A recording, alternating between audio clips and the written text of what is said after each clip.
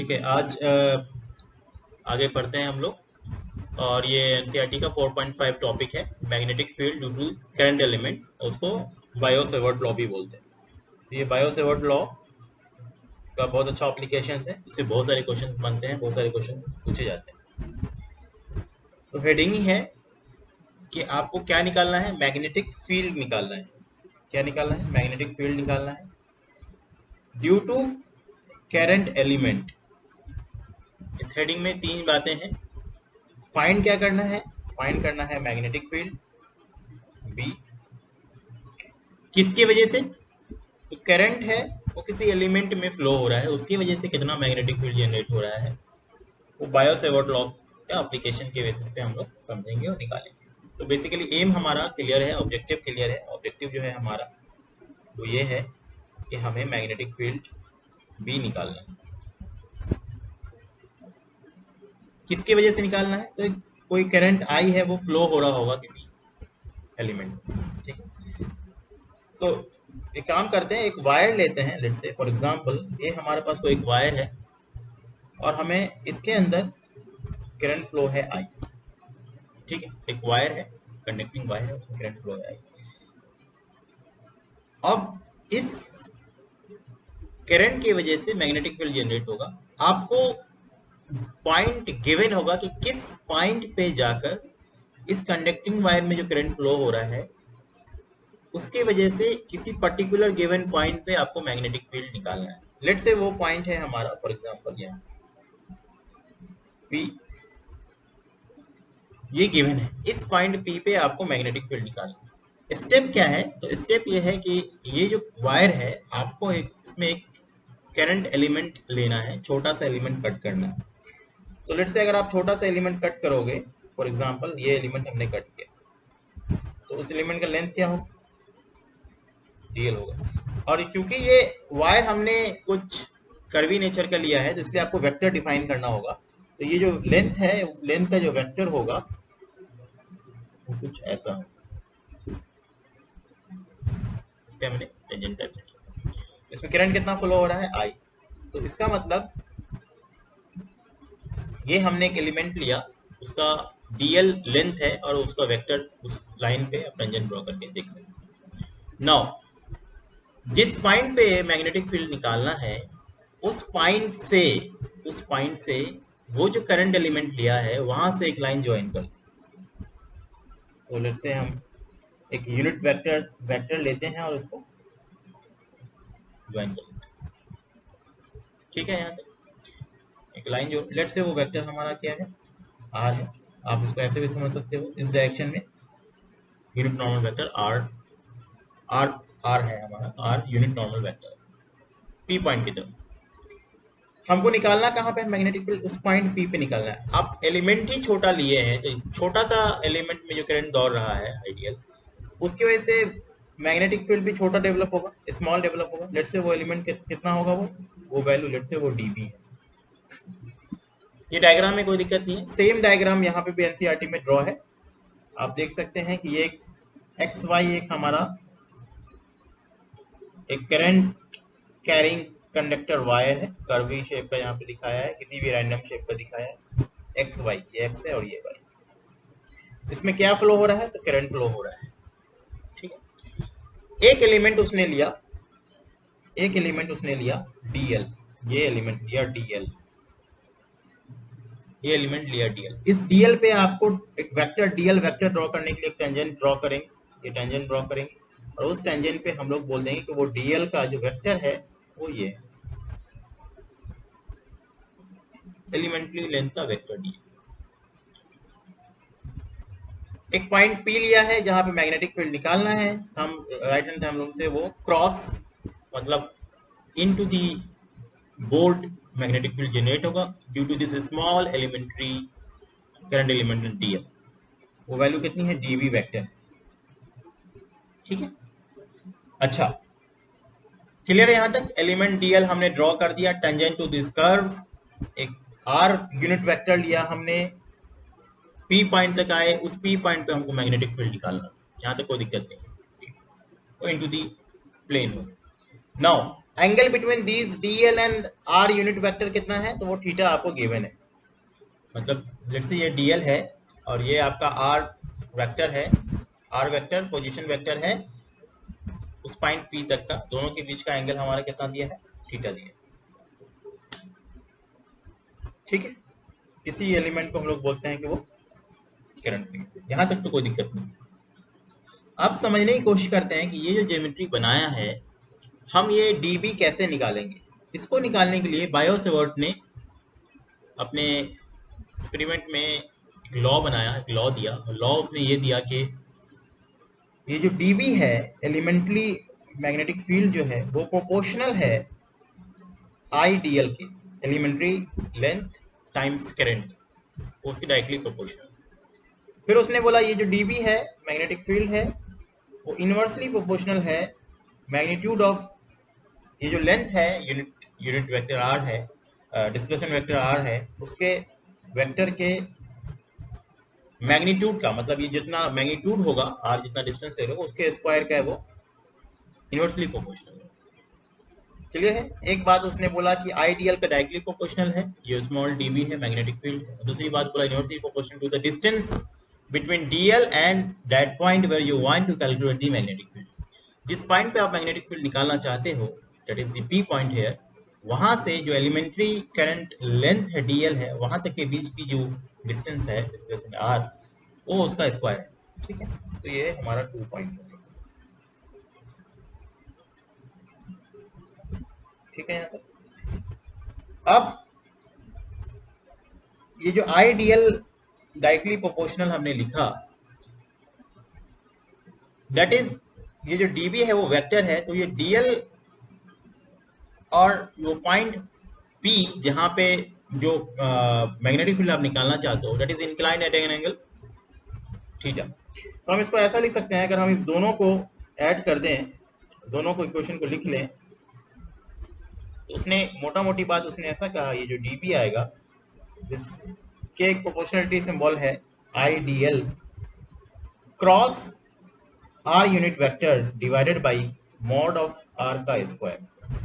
ये उसका final equation बनेगा। क्यों बना है ऐसा फाइनल, ये क्रॉस आर यूनिट वेक्टर क्यों लिए, क्योंकि डीएल एक वेक्टर है जो एलिमेंट का लेंथ का है, उससे एक थीटा एंगल पे आर पोजीशन नॉर्मल वेक्टर है, R normal vector to point P है, तो डीएल क्रॉस आर करेंगे तो वो हमको मैग्नेटिक फील्ड वेक्टर बी देगा। इसका मतलब DL and R unit vector को अगर आप ध्यान से देखोगे तो वो कुछ इस तरह से दिखेगा। लेट्स से अगर हम एक प्लेन बनाए,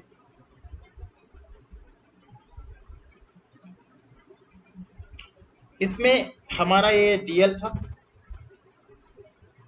और इधर कुछ आर वेक्टर था, दोनों के बीच का एंगल थीटा था।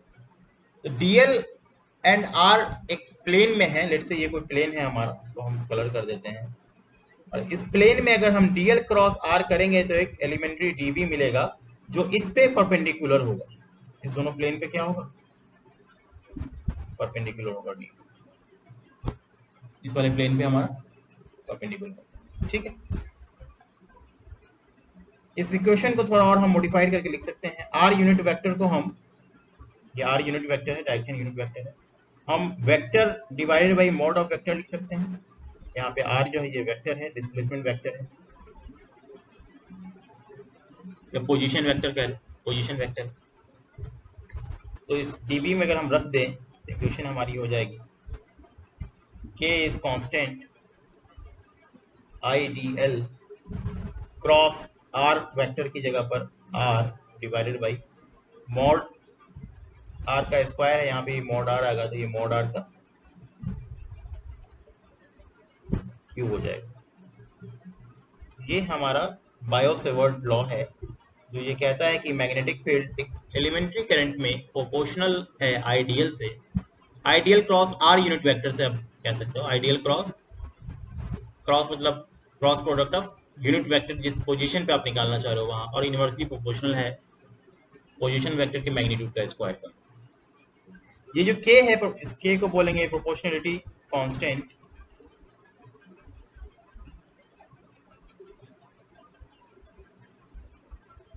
और इस के की वैल्यू होती है म्यू नॉट बाई 4 पाई। और इसकी वैल्यू कुछ होती है 10⁻⁻⁷ टेस्ला मीटर बाई एम्पियर। मतलब म्यू नॉट बाई 4 पाई की value directly 10⁻⁻⁷ Tesla metre per ampere हम लोग रख सकते हैं।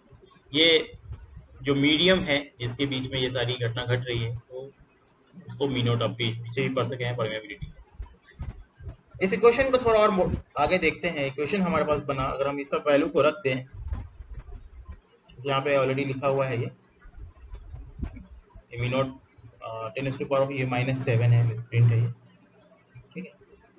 अगर हम ये सब वैल्यू को रख दें तो dB जो होगा वो हमारा आया म्यू नॉट बाई 4 पाई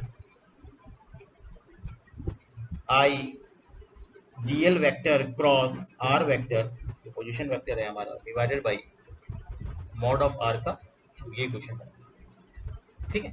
अच्छा, dl क्रॉस r जो है उसको हम क्या लिख सकते हैं, mod of dl into mod of r into sine theta,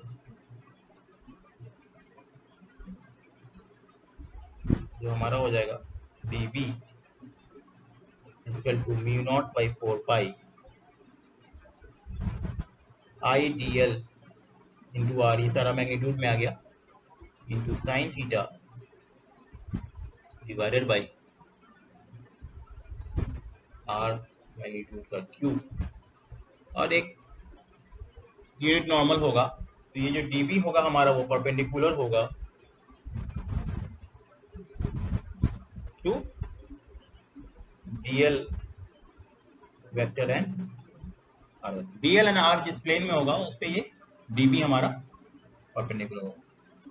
इस इक्वेशन को देख के आप कह सकते हो कि dB कब कब जीरो होगा, जब थीटा हमारा जीरो होगा तो dB हमारा क्या हो जाएगा, जीरो होगा। मतलब अगर आपका dl इधर हो, करंट एक स्ट्रेट लाइन है, dl हमारा dl वेक्टर इधर है, और आपका r आप पोजीशन वेक्टर यहाँ P पॉइंट लो, और आपका पोजीशन वेक्टर इस डायरेक्शन में है, तो इस केस में हमारा dB की वैल्यू क्या आएगी, सॉरी ये तो 180 हो गया, 180 के केस में भी जीरो होगा।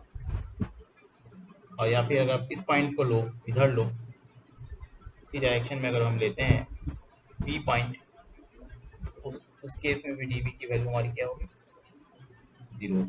मैक्सिमम कब होगा ये dB, जब थीटा की वैल्यू 90 होगा, तो dB हमारा उस केस में मैक्सिमम होगा, क्योंकि साइन 90 हमारा 1 हो जाएगा उस केस में, ठीक है। ये हमारा बायो-सेवर्ट लॉ था, जो बेसिकली आपको ये इन्फॉर्मेशन देता है कि जो मैग्नीट्यूड है आइडियल उसके वो प्रोपोर्शनल होगा, और इन्वर्सली प्रोपोर्शनल होगा मैग्नीट्यूड ऑफ पोजीशन वेक्टर के स्क्वायर का। अब कुछ प्रॉब्लम्स करते हैं, समझने की कोशिश, इसको लगाने की कोशिश करते हैं, क्वेश्चन सॉल्व करते हैं। एक एनसीईआरटी का 4.5 एक्सरसाइज का क्वेश्चन है। इसमें कहता है एक एलिमेंट है डेल एल, जो है del X of I cap, मतलब एक्स के डायरेक्शन में है वो, ये एक्स है आपका, आई कैप का मतलब एक्स के डायरेक्शन में एक elementary length delta X is placed at the origin and carries a large current 10 ampere. Figure 4.10 is given. Origin पे वो डेल्टा एक्स रखा हुआ है और उसमें करंट फ्लो हो रहा है I इक्वल टू 10 एम्पियर। पूछा है what is the magnetic field, कहाँ पे पूछा है, on the Y axis. Y axis पे एक पॉइंट पी लिया है, वहां पे आपको क्या पूछा है, इस वाले पॉइंट पे मैग्नेटिक फील्ड क्या होगा, बी, टोटल बी बेसिकली निकालना। और वो जो पॉइंट है कितनी दूरी पे है, 0.5 मीटर की दूरी पे, और डेल्टा एक्स की वैल्यू हमको दिया हुआ है वो क्या है, ठीक है। तो हम लोग जानते हैं बायो-सेवर्ट लॉ से, अगर हम एक छोटा सा एलिमेंट लें, यहाँ पर मान लो ये हमारा dx लेंथ है, तो ये हमारा dl हो जाएगा, ठीक है। तो dl वेक्टर हमारा रेड कलर से ड्रॉ करते हैं, इस डायरेक्शन में होगा, और पोजीशन वेक्टर हमारा इस डायरेक्शन में होगा, दोनों के बीच का एंगल हमारा 90 होगा। तो जो db होगा बेसिकली हम लिखेंगे, एक जो कांस्टेंट k था उसको रहने देते हैं, dl cross r vector divided by mod of r का क्यूब, राइट। अब इसको हम अगर तोड़ेंगे, k times of dl into r into sine theta mod of r का, थीटा कितना है 90, क्या होगा dl, ये r से स्क्वायर हो जाएगा, साइन 90 हमारा 1 हो जाएगा। छूट रहा है क्या, फॉर्मूला याद नहीं रहता है, dl r साइन, ठीक, ये हो गया। तो ये हमारा आ गया R square, this is db की वैल्यू, ये तो स्मॉल db की वैल्यू है। आप इसको इंटीग्रेट कर देंगे, इंटीग्रेट करेंगे dl को 0 से डेल्टा x तक, ठीक है। ये टोटल b मिल जाएगा, टोटल b होगा k delta x by R square. R की वैल्यू 0.5 दिया है, डेल्टा x की वैल्यू 1 सेंटीमीटर दिया है, और k की value 10⁻⁻7 tesla metre per ampere होता है। ये सब वैल्यू रख देंगे, हमारा आंसर आ जाए, सब कुछ दिया है। क्वेश्चन ये है कि b तो वेक्टर है हमारा, इसका डायरेक्शन क्या होगा, किधर होगा। इस फिगर को फिर से देखते हैं, dl क्रॉस करेंगे थंब रूल से, राइट थंब रूल से, dl आपका किधर है, तो dl इधर है, पोजीशन वेक्टर किधर है r इधर है, तो dl क्रॉस हम कहेंगे ये थंब आपकी तरफ आएगा। तो अगर ये x एक्सिस है, पोजीशन वेक्टर y एक्सिस पे है, तो थंब आपका z एक्सिस में जाएगा। x को अगर हम i कैप लिखते हैं, y को अगर हम j कैप लिखते हैं, इसको हम क्या लिखेंगे, किधर आएगा ये, k कैप में आएगा।